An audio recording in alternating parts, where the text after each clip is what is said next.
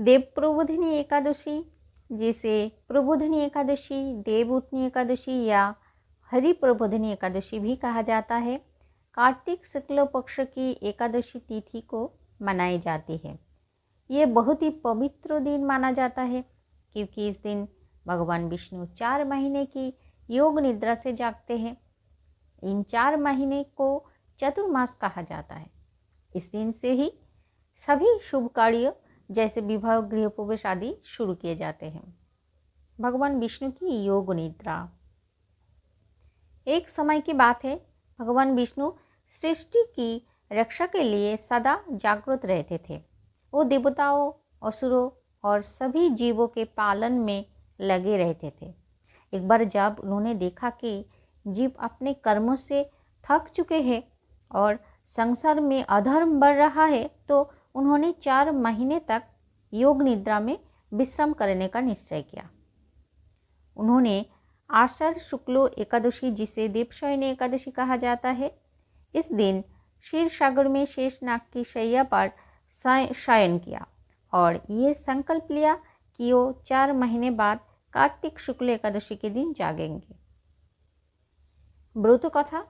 पुराणों में वर्णन है कि एक समय राजा इंद्रदुम्न नामक एक भक्त था जो भगवान विष्णु का बहुत बड़ा उपासक था। उसने अपने राज्य में धर्म और न्याय की शासन किया।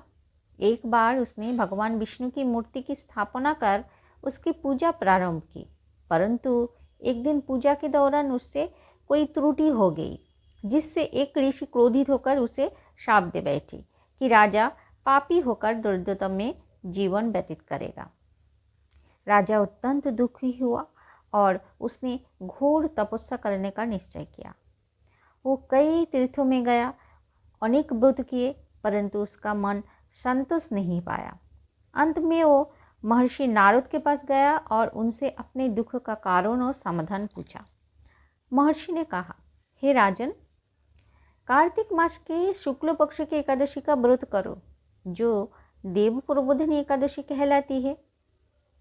इस दिन भगवान विष्णु अपने योग निद्रा से जागते हैं।